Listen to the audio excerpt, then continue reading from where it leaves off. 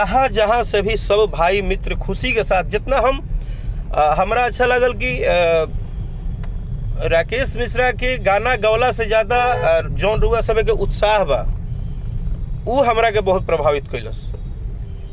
और ये हम मान गए कि इंडस्ट्री चाहे कोई हो, इंसान भले और बिगाड़ सकेला, इंसान भले रुआ के नीचा दिखा सकेला, कंपटीशन के भावना बा, लोग एक दूसरे के बुरा बोल देवेला, इनकर गाना ठीक नहीं है, गाना ना चली हई, लेकिन सबके मालिक एक ही है। ग्लैमर इंडस्ट्रीज हो चाहे कोई इंडस्ट्री हो, सबका मालिक एक है, वो है हमारे दर्शक, हमारे भगवान स्वरूप श्रोता बंधु। जब इनकर आशीर्वाद पड़ल अनु भैया तो फिर वो कोनो सुनवाई ना होके। दर्शक जे होले उ जज होला। हम 2-4 दिन पहले कुछ मैसेज कैले रही, हम आज रुआ से बहुत दिल के बात कहे वाला बनी। हम पिछले 2006 से ये भोजपुरी गीत संगीत में जुड़नी 2006 से। आज बहुत लोग के ना पता हुई तो बता दी। 14 साल के कैरियर में ना जाने हमरा के कितना परेशान कइल गइल। 14 साल के कैरियर में भाई लोग, आज ये एगो इमोशनल बात बताओ तनी, ना जाने हमरा के कितना परेशान कइल गइल। ना जाने भोजपुरी इंडस्ट्री के कुछ दिग्गज से लेके कुछ अदर लोग से लेके मने इतना मतलब कभी हमरा फ्रंट पे ना आके, लेकिन हमारा बैक में हमरा खातिर इतना बड़ा प्लानिंग भइल। पता ना हम केकर का बिगड़ले बनी, भगवान जानस, माँ वैष्णो देवी जानस, जबकि हम हमेशा सिर्फ अपना काम पे ध्यान दिला। हम बीच में भी बड़ा दुखी भइनी जब हमरा गाना पर राजा जाई ना बहरिया पर रिपोर्ट मराए लगल। हम वो दिन जब नाराज होके मैसेज कैनी तो हमार नाराजगी यह रहे कि भाई अगर मेहनत करतनी, अगर हम केहू के नहीं बिगाड़त तो हमार काहे बिगाड़ल जाता। हम ऐसा का कर दिल बानी कि मतलब दुनिया में सब लोग के चले के चाहिए, सब लोग के गाना हिट होके के चाहिए, सब लोग के बंगला गाड़ी घर दुआर सब लोग के स्टारडम होके के चाहिए, लेकिन राकेश मिश्रा के ना होके के चाहिए। ऐसा का गलती कर दिले बानी, जबकि हम सबके दिल से अभिनंदन करीला, पूरा इंडस्ट्री के, पूरा भोजपुरिया परिवार के, पूरा भोजपुरी के आज के भी आए हुए सिंगर जो आज गाते हैं उनको भी मैं अपना छोटा भाई मानता हूँ, उनको अपना बाबू मानता हूँ।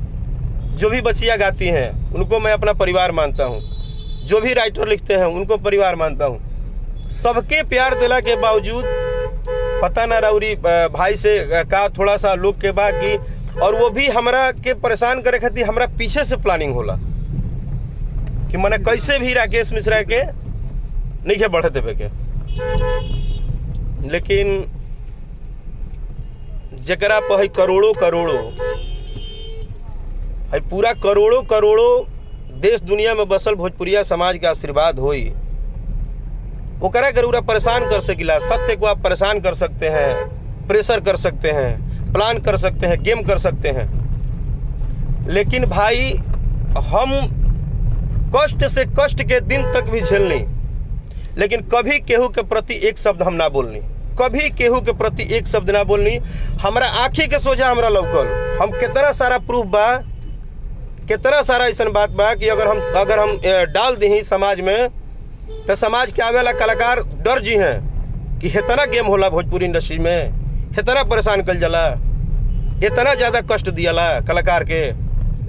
लेकिन हम सब बात के साइड में रख के अभी भी चुप बानी। अंदर दर्द बहुत बा, इतना मुंह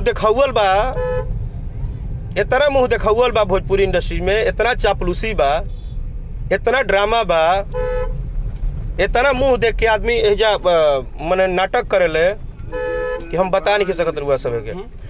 आवे वाला जे भी कलाकार बंधु बा या जेकरा भी भविष्य बनावे के बा, भाई बहुत परेशानी हुई। हम पहले बोलता नहीं कि बहुत सारा बात हुई, बहुत सारा कष्ट हुई, बहुत परेशानी हुई, लेकिन रउरा सभे के बस एक ही चीज ध्यान रखे के बा कि आपन हिम्मत नहीं छोड़े के। 14 साल से मेहनत करत सबके टॉर्चरिंग, सबके प्रेशर, सबके बाद हमके हमरा इंडस्ट्री में लोग का ना बोलल, हम कान से जब सुनत रही ना तो लागत रहे कि शायद कभी कभी दिल करते रहे कि हम सुसाइड कर लें। कभी कभी लगता था कि मैं सुसाइड कर लूं। लोग इतना मुझे टॉर्चर किए हैं इस इंडस्ट्री में। मैं भावुक हो जाता था, रो देता था कि लोग मेरे साथ क्यों ऐसा कर रहे हैं। आज इसीलिए मैं भावुक हो कि आप लोग से लाइव आया हूं और मैं सबको ये बताना चाहता हूं कि जब तक आप जैसे श्रोता भगवान, जब तक भगवान रूपी श्रोता का आशीर्वाद रहेगा, किसी कलाकार को टॉर्चर होने की जरूरत नहीं है।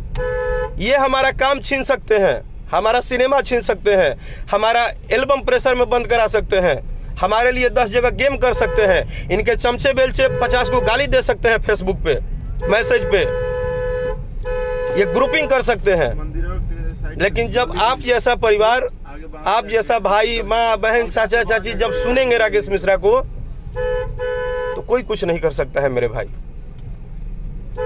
मैं 14 साल के करियर में बोल रहा हूं बार बार कि मैंने कभी भी कुछ भी नहीं बोला। अपने पे कितना भी मेरे पे आफत आया, मैं आप लोग के सामने कभी नहीं रोया, कभी नहीं बोला। लेकिन जब मेरा एक गाना मार्केट में आप लोगों ने आशीर्वाद दिया, तो सारे धुरंधर और सारे गैम्बलर लोग ये कह रहे हैं कि कैसे ही गाना 50 मिलियन हो जाए, कैसे ही 100 मिलियन हो जाए, कैसे राकेश मिश्रा सुपरस्टार हो जी हैं, कैसे राकेश मिश्रा के गाना ब्लास्ट हो जाए। इस गाने को रुकवाने के लिए लोगों ने रिपोर्ट पे रिपोर्ट। कुछ लोग तो ऐसे हैं जो डिजिटल में बैठ के अपने आप को भगवान कहते हैं कि हम डिजिटल के भगवान हैं, हम चाहेंगे तो राकेश मिश्रा चलेंगे, हम नहीं चाहेंगे तो राकेश मिश्रा बर्बाद हो जाएंगे। मेरे पीठ पीछे मेरे से गेम करते हैं, मुझे ये बताते हैं कि राकेश मिश्रा जिस तरह हम देखले बन्नू 14 साल में, आज भी डिजिटल में क्या चलता, जौना तरह से एक टाइम पे कैसेट के दुनिया में डीलर के भी गायक लोग जाते रहे, डिजिटल के दुनिया में लोग दुकान लगा दे बाजू हिजा लोग चल जाता। सबको हक है कमाने खाने का, सबको हक है। आप उस दुनिया के बादशाह रहिए, आप सभी मेरे बड़े भाई हैं, मैं सबके सामने नतमस्तक हूं। लेकिन बस एक गलती बता दिए कि हाँ राकेश भैया या हाँ राकेश बाबू, आपका ये गलती है जिसके कारण कि हम आपको परेशान करते हैं।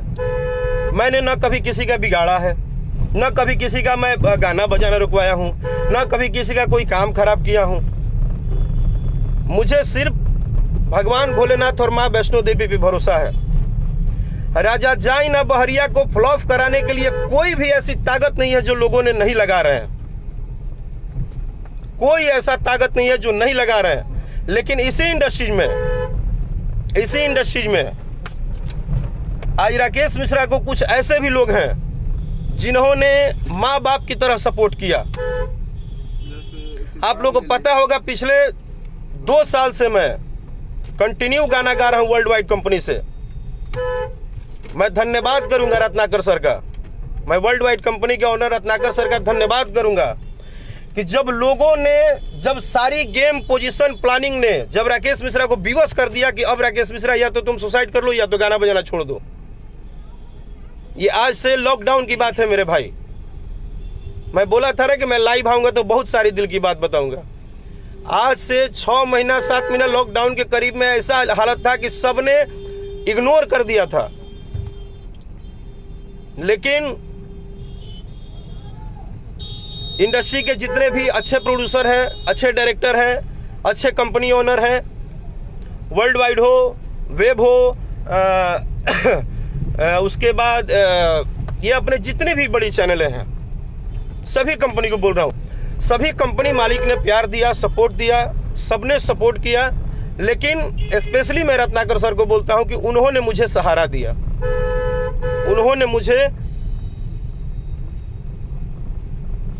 उन्होंने मुझे संभाला, उन्होंने मेरे पे ट्रस्ट किया।